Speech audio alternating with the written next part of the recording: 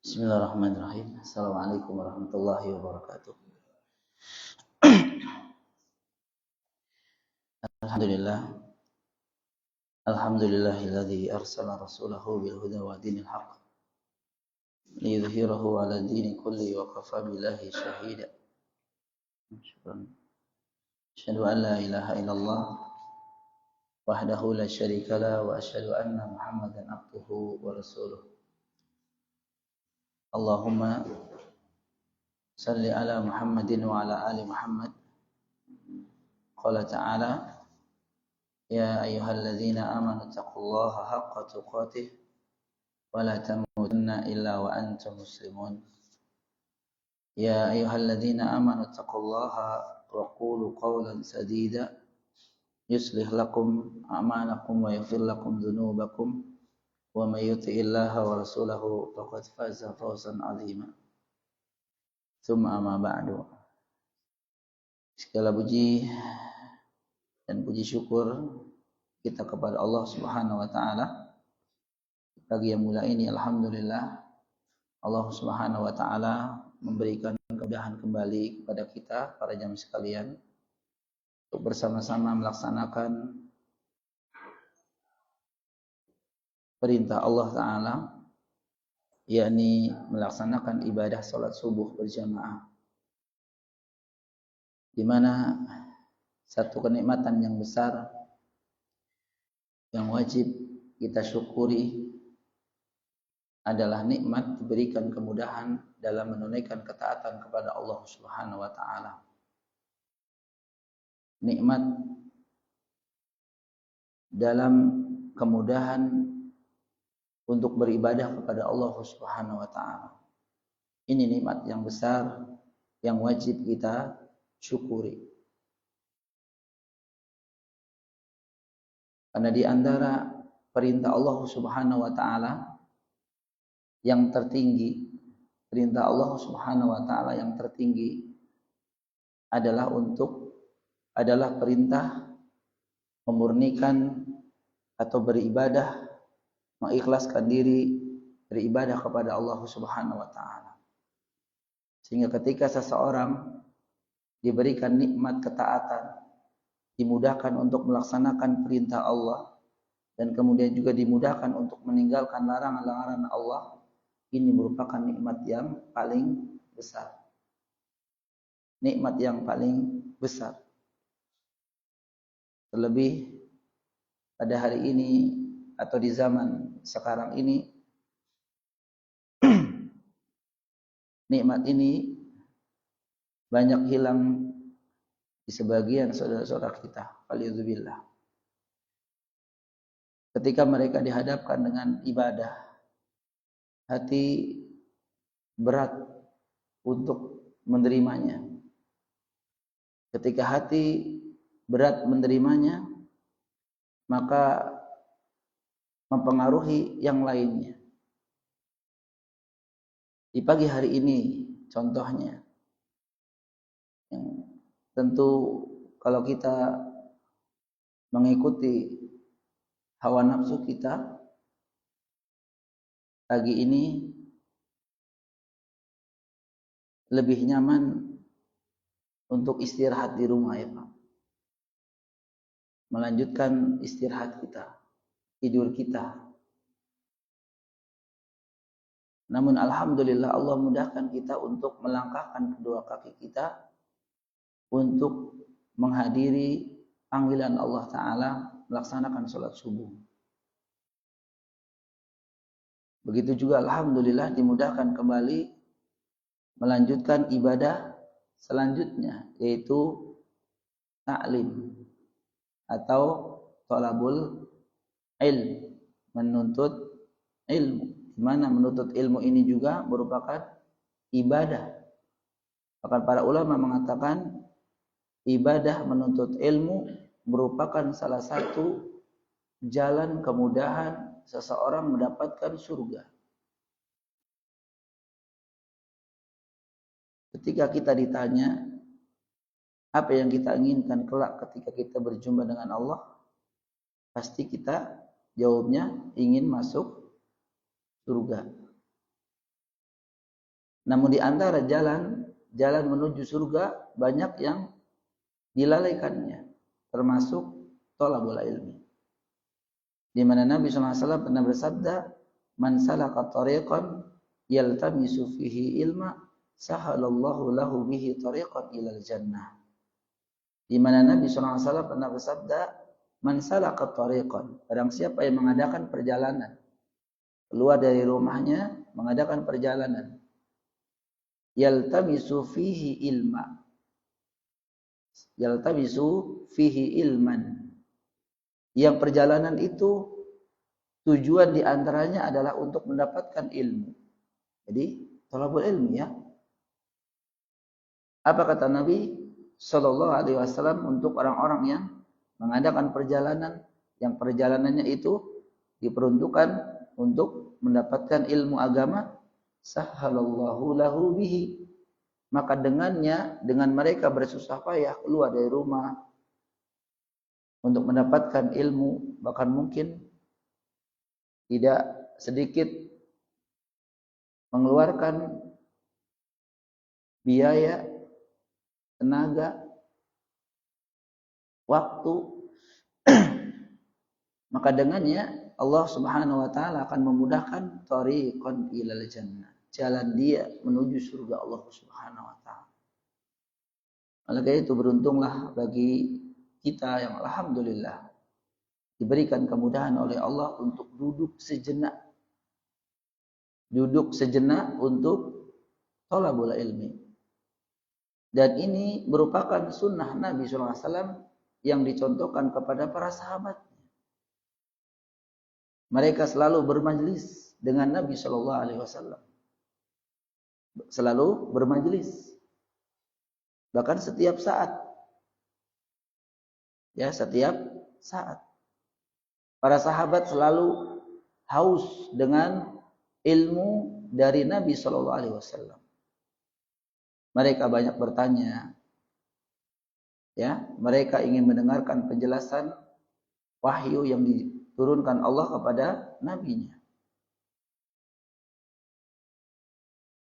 Oleh karena itu, zaman sekarang menuntut ilmu merupakan ibadah yang banyak dilalaikan oleh sebagian besar kaum muslimin. Alhamdulillah. Syukran Pak ya.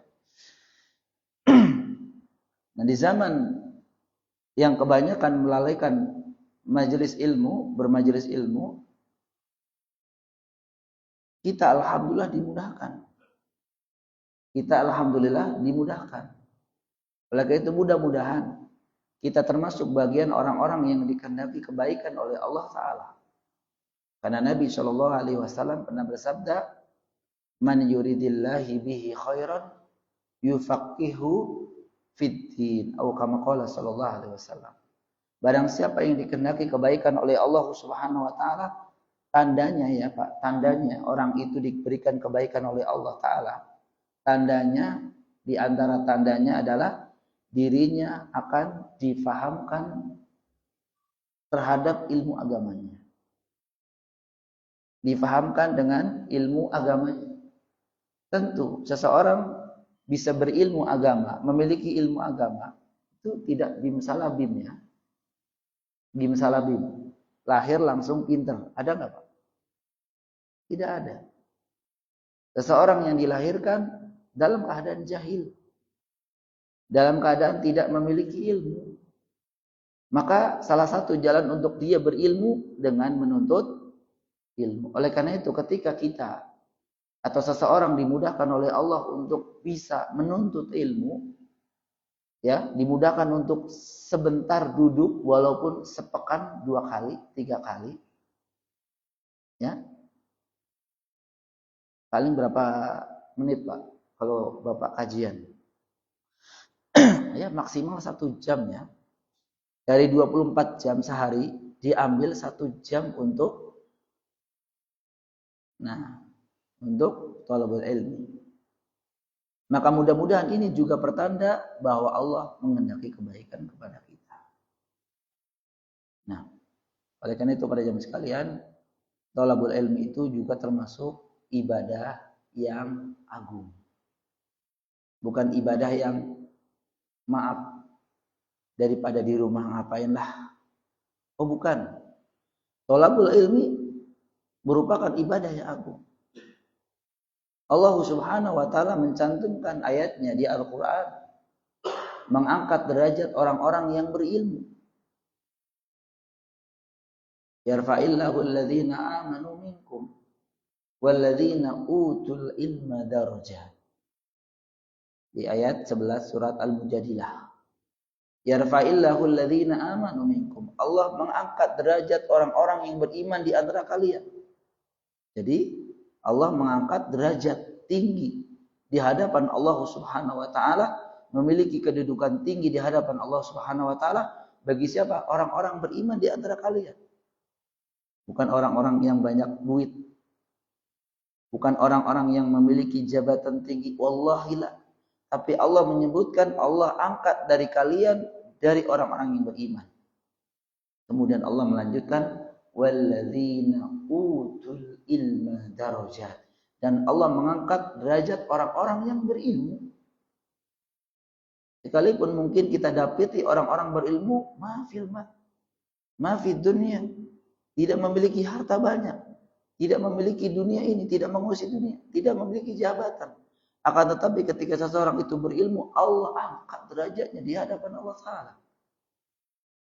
Makanya maaf, salah sebenarnya ketika ada orang lebih memuliakan orang yang berduit maksudnya, dibanding dengan memuliakan ahlul ilmi. Salah besar. Allah Subhanahu wa taala sendiri mengangkat derajat orang-orang yang berilmu.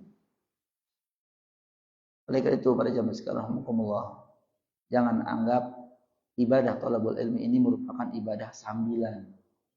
Bahkan seharusnya kita memiliki agenda. Setiap pekannya kita menghadiri majelis ilmu. Ajak istri dan anak-anak kita.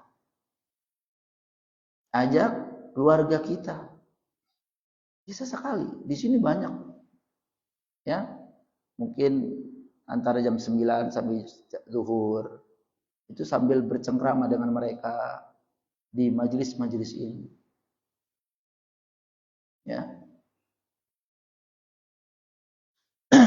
Dan tentunya apa yang kita pelajari, manfaat dari thalabul ilmi ini akan membuahkan untuk kita menjadi orang-orang yang berilmu sehingga kita dimuliakan Allah Subhanahu wa taala. Baik para jamaah sekalian rahimakumullah, kita lanjutkan ya. Pembahasan kitab Al-Adabul Mufrad karya Al-Imam Al-Bukhari rahimahullahu taala. Alhamdulillah kita sudah memasuki di bab ke-7. yakni bab uquqil al-walidaini. Bab uquqil walidaini, yaitu bab durhaka kepada kedua orang tua. Di mana dalam hadis ini Nabi Shallallahu Alaihi Wasallam bersabda, dan ini sudah dibuka di pertemuan sebelumnya ya, bulan sebelumnya. Ala unabbiukum, qala sallallahu alaihi wasallam, ala unabbiukum bi akbaril kabair salasan. Nabi sallallahu alaihi wasallam bersabda yang bentuknya pertanyaan kepada para sahabatnya. Ala unabbiukum, maukah kalian saya kabarkan? Unabbiukum, naba, maknanya an-naba artinya berita. Ya, surat An-Naba artinya berita. Ala unabbiukum bi akbaril kabair, maukah kalian wahai para sahabatku saya kabarkan kepada kalian hal yang termasuk dosa yang paling besar. Dosa-dosa di antara dosa-dosa yang paling besar. Salasan, bahkan Nabi SAW mengatakan atau bertanya kepada para sahabatnya sampai 3 kali. Ala unabbiukum bi akbaril kabair, sampai 3 kali. Maukah kalian saya beritahu termasuk dosa-dosa besar? Maukah kalian? Maukah kalian? Yang tentu ketika seseorang mengulang-ulang apa yang ingin disampaikan, walaupun dalam bentuk pertanyaan, ini menunjukkan apa yang akan disampaikan oleh Nabi SAW adalah merupakan hal yang perkara besar, merupakan perkara besar, bukan main-main maksudnya. Bukan main-main. Buktinya Nabi SAW sampai mengatakan ala unabbiukum bi akbaril kabair sampai 3 kali. Qalu, maka para sahabat serentak apa? Menanggapi. Bala ya Rasulullah. Tentu ya Rasulullah. Atau kalau bahasa kita, iya, apa? Ya Rasulullah, apa? Jadi antusias untuk ingin mengetahui apa yang ingin disampaikan oleh Nabi SAW, ingin menyebutkan bentuk atau dosa di antara dosa-dosa yang paling besar. Qala sallallahu alaihi wasallam, maka Nabi SAW melanjutkan bersabda, al-isyraku billah. Yang pertama, dosa yang disebutkan oleh Nabi SAW termasuk dosa yang paling besar dari dosa-dosa besar adalah menyekutukan Allah Subhanahu wa taala dalam ibadah. Kemudian Nabi sallallahu alaihi wasallam melanjutkan wa uququl walidain. Di antara dosa yang paling besar juga adalah durhaka kepada kedua orang tua. Wa jalasa wa kana muttaqian. Awalnya Nabi sallallahu alaihi wasallam itu duduk senderan awalnya. Awalnya bersender seperti ini. Kemudian Nabi SAW menegakkan punggungnya. Ala wa qawlu zur. Kemudian Nabi SAW mengatakan, begitu juga perkataan dusta. Termasuk dosa besar juga perkataan dusta. Maksud perkataan dusta ini adalah saksi dusta. Menjadi saksi dusta. Nah, dari pembahasan ini, maka bisa kita ketahui pada jamaah sekalian rahimakumullah, dan tentu kita mengetahui dari apa yang telah disampaikan Nabi SAW ini, agar kita bisa menghindarinya. Agar kita bisa menghindarinya. Bukan kita tahu untuk dilakukannya. Falizubillah. Masa dosa besar sudah tahu kemudian kita terjerumus. Sengaja lagi. Falizubillah. Ya. Maka disebutkan oleh Nabi SAW 3 dosa atau dosa-dosa yang termasuk dosa-dosa besar adalah al-isyraku billah. Yang pertama adalah dosa menyekutukan Allah Subhanahu wa taala. Yang disebut dengan melakukan syirik, ya, kesyirikan itu adalah an yattakhidha ma'allahi ta'ala ma'budan yuqaddimu lahu syai'an min anwa'il ibadah. Yang disebut dengan syirik, para jamaah sekalian, syirik itu dosanya. Orangnya namanya siapa? Musyrik. Jadi dosanya syirik namanya. Orang yang melakukan syirik namanya musyrik. Dia musyrik. Berarti dia musyrik. Dia orangnya. Syirik dosanya. Apa yang disebut dengan kesyirikan? Ini banyak yang belum mengetahui secara detail apa yang dimaksud dengan perbuatan syirik.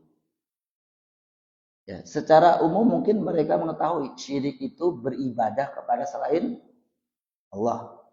Tapi bentuk-bentuknya mereka belum tahu. Bentuk dari kesyirikan sendiri tidak tahu atau belum dirinci. Sehingga apa yang mereka pahami yang disebut dengan syirik itu adalah menyembah, ya, menyembah selain Allah. Maksudnya misalkan ada gunung disembah gitu kan, sembah gitu. Itu syirik. Kemudian ada batu disembah, itu syirik.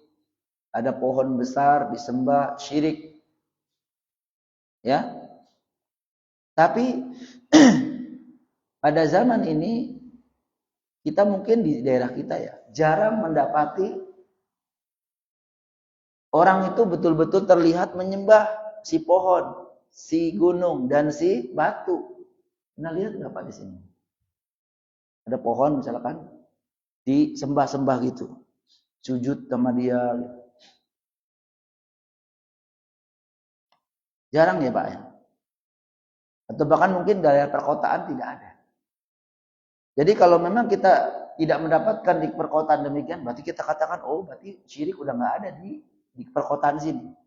Berbeda dengan di pedesaan, mungkin di pelosok-pelosok sana, itu betul-betul mereka itu masih zahirnya sujud, menyembah kepada selain Allah. Ya batu, ya pohon, dan selain. Kalau di sini mungkin tidak kita dapatkan. Tapi bukan berarti kita tidak mendapatkan orang di sini ya, betul-betul menyembah si gunung, si batu, dan selainnya itu, kemudian kita katakan tidak ada perbuatan syirik lagi. Namun ternyata pada zaman sekarang, yang disebut dengan syirik itu akan di sini disebutkan an yattakhidha ma'allahi ta'ala ma'budan, yakni mengambil atau menjadikan ma'allah bersama Allah. Jadi syirik itu ternyata bukan menyembah selain Allah saja. Allah tidak disembah, bukan. Ini salah kaprah ya para jamaah sekalian. Jadi misalkan ada yang mengatakan, aku kan masih menyembah Allah. Aku kan masih beribadah kepada Allah. Justru yang namanya syirik itu, dia menyembah Allah, dia juga menyembah selain Allah. Maka disebut an yattakhidha ma'allah ma'budan, mengambil bersama Allah sesuatu ya. Bersama Allah, maksudnya selain Allah, itu jadikan bareng. Nah, namanya syarikah. Makanya kalau di perusahaan namanya apa Pak? Syarikat. Ya Pak. Syarikat pekerja. Maksudnya Pak? Kumpulan kan? Maksudnya Pak? Iya kumpulan. Jadiin satu. Allah ya sembah, si batu ya disembah. Nah begini. Jadi sesekali menyembah Allah, sesekali menyembah. Ini yang namanya syirik justru. Sedangkan, nah karena tidak paham, sehingga ketika kita sampaikan bapak atau ibu, inilah yang disebut syirik. Oh enggak, saya menyembah Allah, gitu katanya. Saya masih menyembah Allah. Saya haji ke Mekah, saya umrah ke Mekah, saya sholat di masjid. Tapi sesekali di malam-malam tertentu misalkan, atau di tempat-tempat tertentu, dia mengadakan ritual sama persis. Dia itu menyembah si batu atau si pohon atau benda-benda lainnya. Inilah yang disebut dengan syirik. Bahkan di sini disebutkan yuqaddimu lahu syai'an min anwa'il ibadah. Ini disebut dengan syirik ya. Bentuknya menjadikan selain Allah itu sesembahan, dan bentuknya yuqaddimu lahu syai'an. Apa yuqaddimu lahu ya? Memberikan. Nah nih Pak. Memberikan kepadanya siapa? Kepada selain Allah ini tadi. Ya keris, ya batu, ya pohon, ya. Dan selainnya, syai'an memberikan kepadanya sesuatu min anwa'il ibadah. Dari sesuatu yang kategorinya ibadah. Jadi ibadah itu apa saja contohnya Pak? Sedekah. Ya Pak ya? Sepakat? Sedekah itu ibadah? Sedekah ibadah. Nah, memberikan sedekah kepada bumi. Berarti dia memberikan hal ibadah, yaitu sedekah kepada bumi, kepada laut, kepada pohon, kepada batu. Ini yang disebut dengan kesyirikan. Makanya ada istilah sedekah bumi, sedekah laut, sedekah pohon, sawah. Karena intinya adalah dia memberikan dalam rangka ibadah kepada selain Allah. Paham sampai di sini Pak? Jadi jangan sampai nanti, walaupun ritual itu ada baca Qur'annya. Ada nggak Pak? Ada. Ada zikir-zikir tertentu. Bahkan di situ ada kalimat tahlil. Kalimat tahlil bunyinya gimana? La ilaha illallah. Tapi tidak paham dengan kalimat ini. Tidak paham dengan konsekuensi mengucapkan kalimat ini. Paman Nabi SAW yang meninggal atau mati dalam keadaan kafir siapa? Abu Thalib. Benar ya? Abu Thalib ya. Ketika Abu Thalib itu orang yang sangat berjasa. Orang sangat berjasa. Paman Nabi itu banyak. Ada 9 kurang lebih. Tapi kenapa kakek Nabi siapa namanya? Abdul Muthalib. Itu menyerahkan Nabi SAW ketika usia berapa? 8 tahun. Ketika meninggalnya Abu Thalib kan, meninggalnya Abdul Muthalib, itu kan ketika Nabi SAW umur 8 tahun kurang lebih ya. Kok diserahkan kepada Abu Thalib? Bukan paman yang lain. Ada yang tahu jawabannya? Kan pamannya banyak, 9. Kenapa kok diserahkan kepada Abu Thalib? Jawabannya, karena Abu Thalib dengan Abdullah, Abu Thalib sama Abdullah, ayah Nabi SAW, satu ibu. Satu ibu. Jadi Abdul Muthalib itu, kakek Nabi itu punya banyak istri. Punya banyak istri atau beberapa istri. Nah, antara Abdullah, ayah Nabi SAW, dan Abu Thalib, paman Nabi SAW, itu satu ibu. Sehingga dititipkan di situ. Berjasanya sampai kapan? Setahun, 2 tahun, 3 tahun? Tidak. Berjasanya sampai Nabi SAW diangkat oleh Allah sebagai Rasul. Berarti sampai umur 40 tahun. Bahkan dakwah Nabi SAW itu aman, ya, maksudnya masih terlindungi selama masih ada Abu Thalib. Abu Jahal dan selainnya itu tidak berani. Kenapa? Karena Abu Thalib. Karena ada Abu Thalib pamannya. Jadi berjasanya luar biasa ya para jemaah sekalian. Berjasanya luar biasa. Namun di akhir hidupnya Abu Thalib apakah meninggal dalam keadaan muslim? Tidak. Bagaimana kisahnya kan sering kita dengar. Ketika Nabi SAW, ketika Abu Thalib ini mau meninggal dalam sekarat, Nabi berada di sebelah kanan. Sedangkan sebelah kiri Abu Jahal dan temannya. Yang ketika itu Nabi SAW mengajak kepada pamannya, ya ammi, fi makna, qul la ilaha illallah. Wahai pamanku, ucapkan la ilaha illallah. Ucapkan kalimat tahlil yang sering kita baca. Qul la ilaha illallah, ya ammi, qul la ilaha illallah. Ucapkan kalimat la ilaha illallah. Mau enggak, Pak? Abu Thalib mau mengucapkan la ilaha illallah? Enggak. Kenapa? Apa enggak paham dengan, apa enggak bisa baca la ilaha illallah? Nah, itu bahasa Arab. Kan la ilaha illallah bahasa Arab kan? Kalau orang di sini malah justru yang agak itu la ilaha itu susah. Orang Arab ya la ilaha illallah pasti fasih karena bahasanya. Yang kedua, apakah la ilaha illallah yang yang disuruh oleh Nabi SAW kepada pamannya itu? Kenapa pamannya tidak mau? Apakah karena tidak tahu maknanya? Nggak tahu maknanya kali Ustaz Abu Thalib. Justru, nah ini jawabannya. Justru Abu Thalib tidak mau baca la ilaha illallah karena paham maknanya. Maksudnya gimana Ustaz? Karena konsekuensi ketika Abu Thalib mengucapkan la ilaha illallah, berarti dia konsekuensinya adalah menghilangkan segala sesembahan selain Allah. Tuh. Jadi Abu Thalib, paman Nabi SAW yang meninggal atau mati dalam keadaan kafir, ketika itu diajak untuk mengucapkan kalimat la ilaha illallah, terus tidak mau, bukan karena nggak paham maknanya. Justru tidak mau karena paham maknanya. Berbeda dengan sekarang. Banyak baca tapi tidak paham. Itu. Ya cara syirikan baca la ilaha illallah. Kan aneh, bin ajaib. Ya, di acara-acara kesyirikan justru zikir diantaranya kalimat tahlil. La ilaha illallah. Maksudnya la ilaha illallah itu apa? La ilaha. Sini ada penafikan atau menafikan, menghilangkan semua sesembahan, semua bentuk sesembahan dihilangkan. Illallah isbat.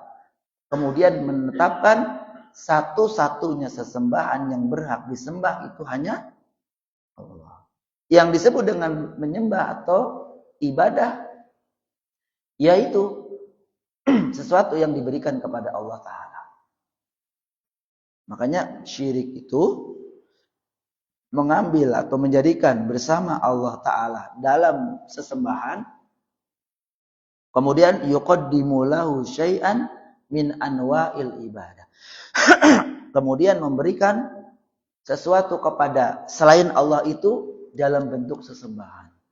Selain sedekah, apalagi yang disebut ibadah, yang masuk dalam ibadah? Nazar. Nazar, berjanji untuk melakukan sesuatu itu adalah ibadah. Apa sih yang disebut ibadah? Ibadah itu perintah Allah, Pak. Semua dinamakan ibadah kalau itu perintah Allah. Salat ibadah bukan? Ibadah. Kenapa? Perintah Allah. Sedekah perintah Allah bukan? Perintah Allah, maka masuk ibadah. Doa perintah Allah bukan, Pak?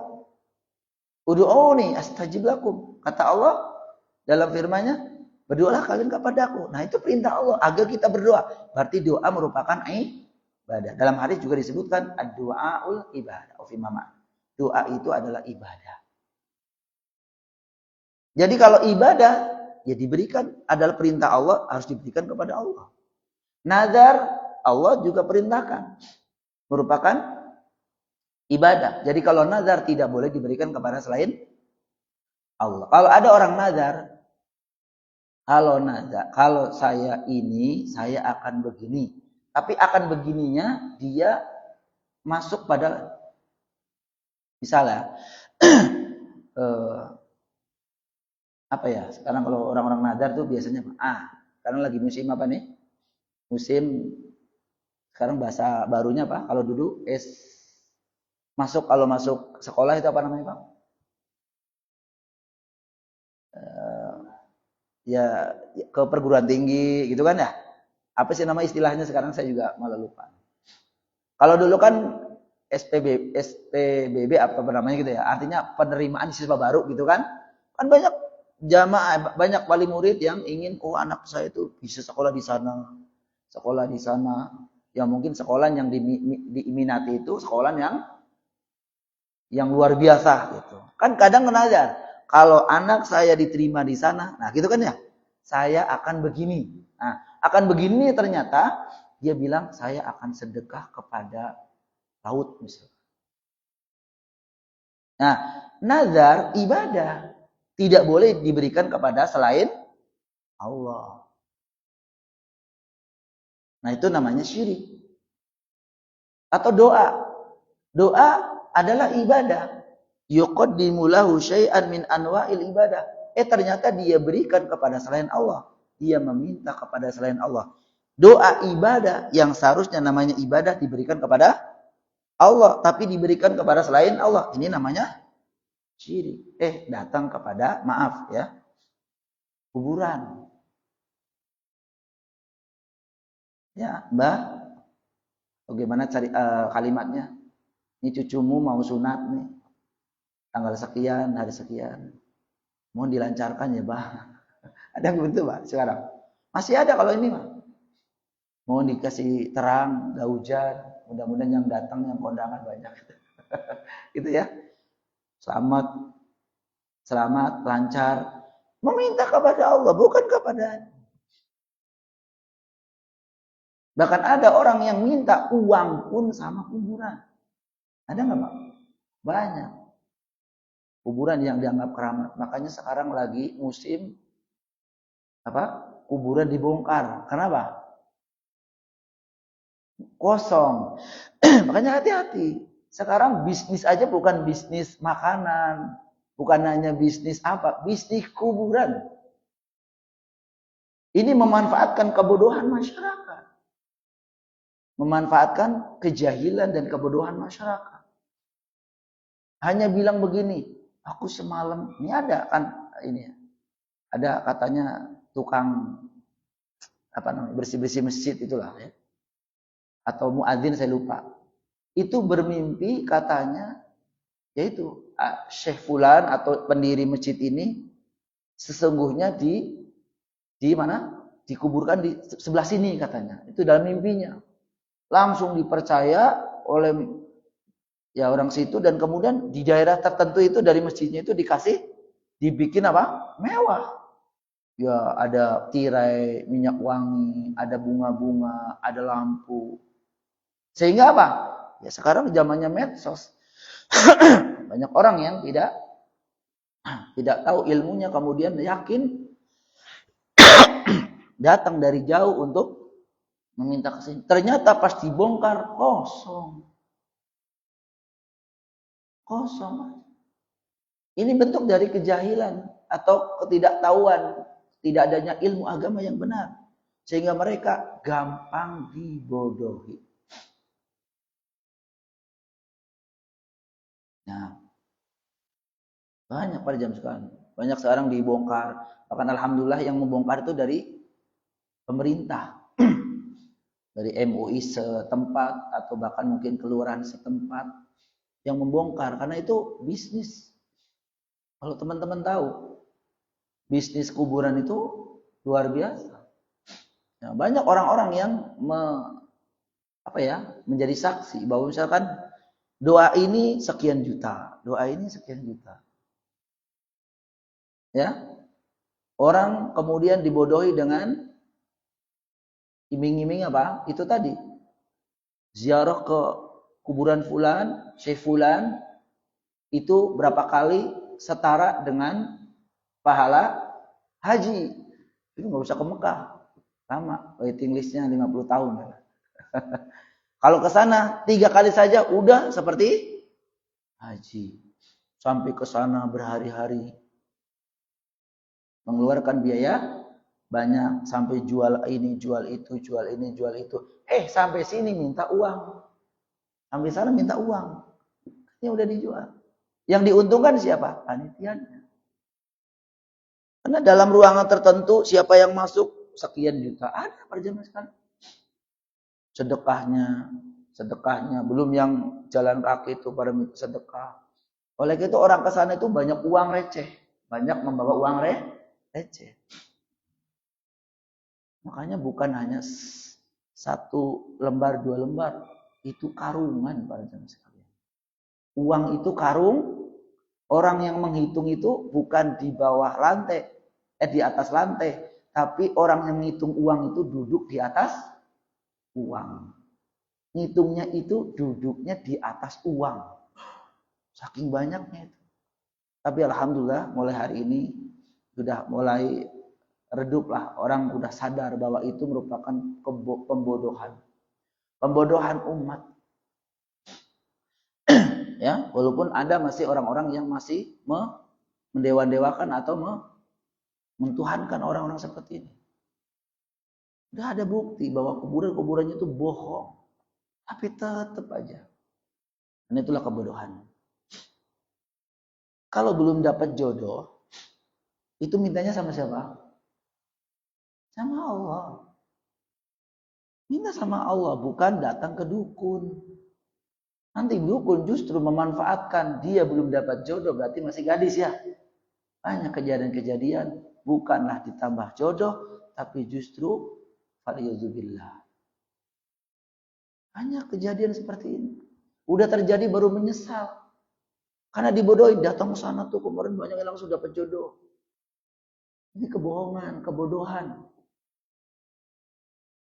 Udahlah hilang biaya, hilang waktu, tenaga, kesucian anakmu juga hilang.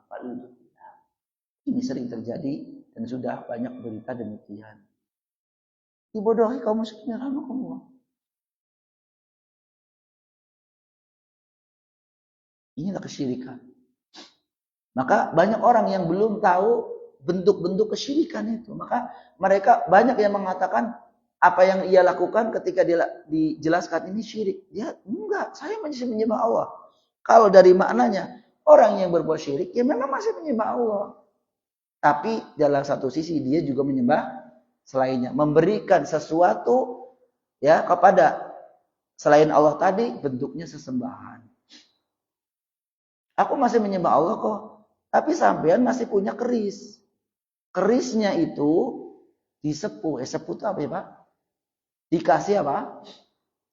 Jadi memberikan sesuatu yang bentuk sesembahan, Pak. Bentuk ibadah. Di antara tadi doa ya, meminta sesuatu kepada keris. Itu kan berarti doa yang seharusnya kepada Allah, keris itu syirik. Kemudian termasuk ibadah juga takut al-khauf. Rasa takut itu juga termasuk ibadah. Maka kalau takut, yang dimaksud takut bukan takut tabi'i ya. Kalau misalkan keris ini saya tidak bawa kemana-mana, nanti saya akan cilaka. Nah, itu namanya takut dalam hal ibadah itu, Pak. Karena yang menyelamatkan, yang memberi madarat, yang menyelamatkan dari madarat itu siapa? Allah. Tapi dia takut kepada si keris ini. Kalau tidak dibawa, takutnya nanti saya akan begini. Makanya kesyirikan itu banyak jenisnya pada jamaah sekalian. Makanya hati-hati. Kita harus berhati-hati terjerumus dalam kesyirikan tanpa kita sadari. Karena mungkin kita masih menganggap syirik itu tadi. Nyembah pohon, sujud di depan pohon, sujud di depan batu. Ya sekarang jarang kita dapati.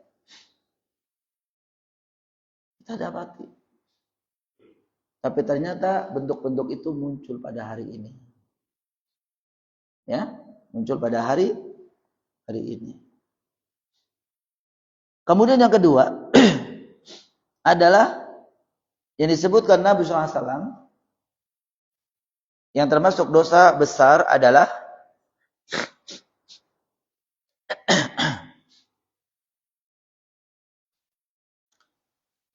wa uququl walidain, yaitu durhaka kepada kedua orang tua. Adapun perincian dari uququl walidain itu sudah kita bahas sebagiannya.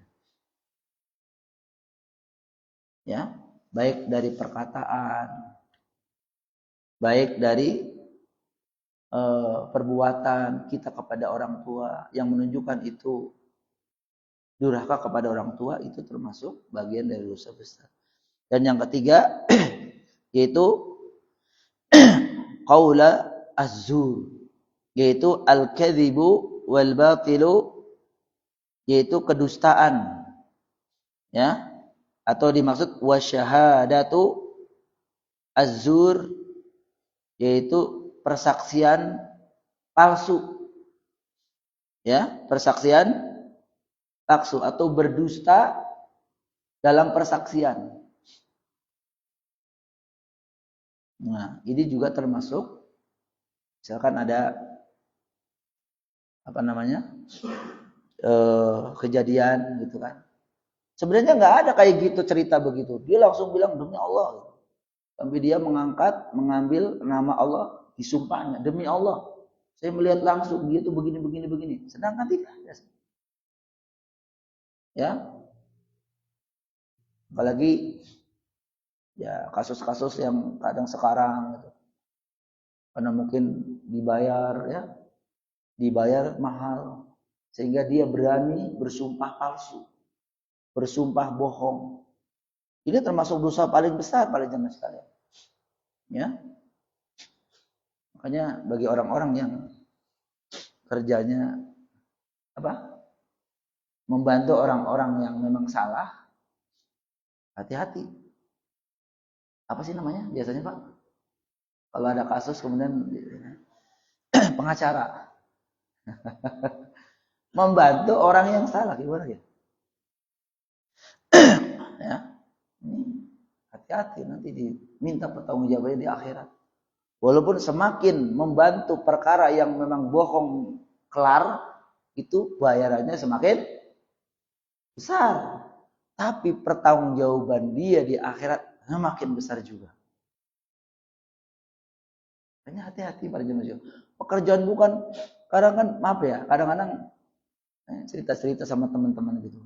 Si fulan punya perusahaan 5. Kayaknya kalau udah perusahaan 5, duitnya sabrek ya Pak. Tahu nggak? Kalau udah dunia kayak gitu, pasti ada. Orang kalau disibukkan dengan dunia, agamanya Pak, akhiratnya pasti mau. Dia punya ini. Jangan terlalu kebanggaan para jamaah.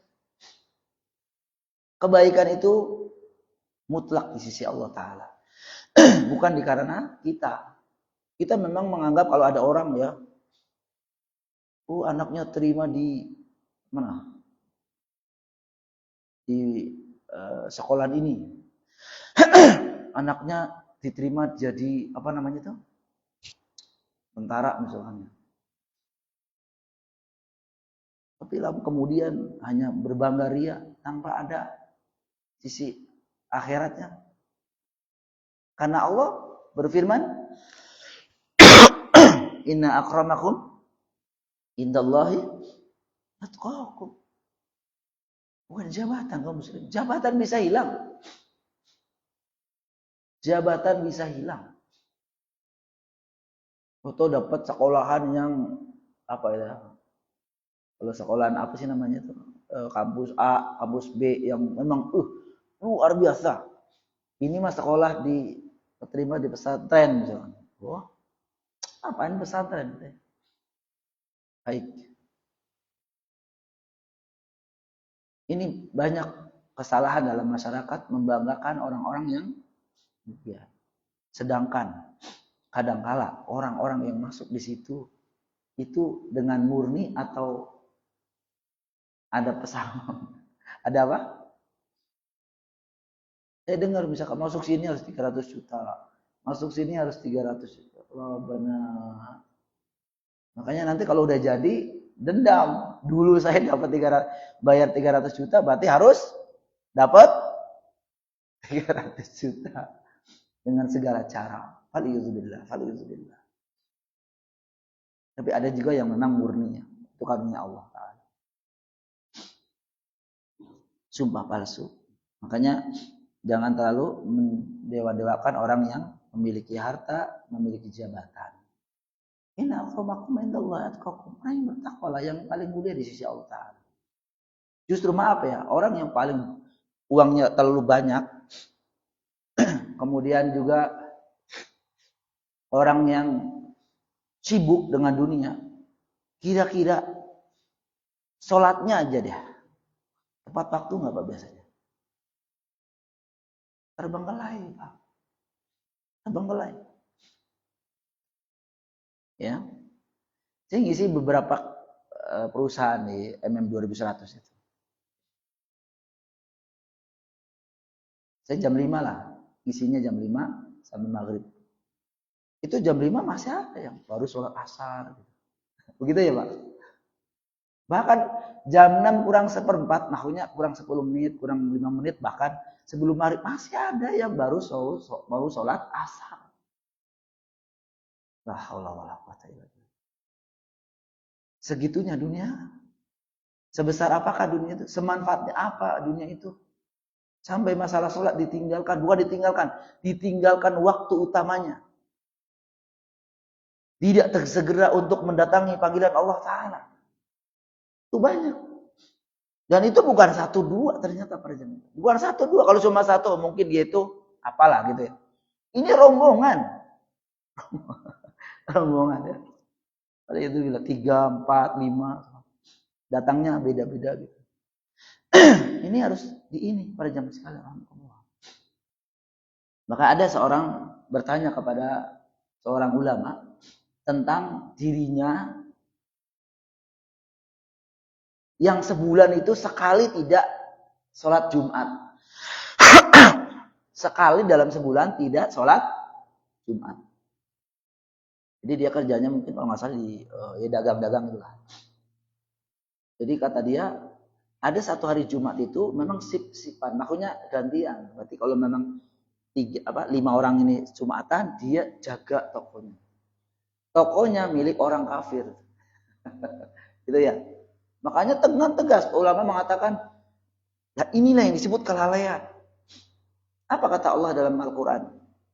Ya ayyuhalladzina amanu, idza nudiya lis-salati biyaumil jum'ati fas'au ila dzikrillah. Terus fas'au ila dzikrillah. Panggilan Allah ya. Wa dzarul dan tinggalkanlah perdagangan. Tinggalkan perdagangan. Itu Allah perintahkan dalam Al-Quran langsung. Tinggalin. Oh, siapapun tinggalin. Sepenting apakah dunia itu? Coba, sebulan sekali berarti 1 tahun berapa kali? 12 kali tidak pernah sholat Jumat. Sedangkan sholat Jumat kan bisa mungkin ya bisa diatur yang nunggu yaitu kaum perempuan kan gitu ya Pak. Enggak harus berarti Ustaz suruh keluar, enggak juga, cari yang perempuan. Tapi kalau satu takut ada bapak, 5 ada perempuan buat jaga. Nah, laki-laki. Makanya berbahagia dan beruntunglah bagi teman-teman yang pekerjaannya atau di dalam pekerjaannya itu instansinya memberikan kemudahan dalam sholat. Karena biasanya pada zaman sekarang orang itu karakternya seperti sholat. Bagaimana ia sholat, bagaimana seperti itulah sholatnya, karakternya. Kalau bolong, nanti kalau bahasa Jawanya tuman ya Pak. Tuman sering meninggalkan, akhirnya apa? Bermudah-mudahan meninggalkan sholat yang lainnya. Minimal mengundur waktu biduni uzrin, tanpa ada uzur yang syar'i. Ini hati-hati pada zaman sekarang. Jadi bukan yang penting dapat banyak. Dulu ada teman yang Ustaz, saya naik pangkat. Masya Allah ya, kalau naik pangkat, naik kedudukan di perusahaan luar biasa ya.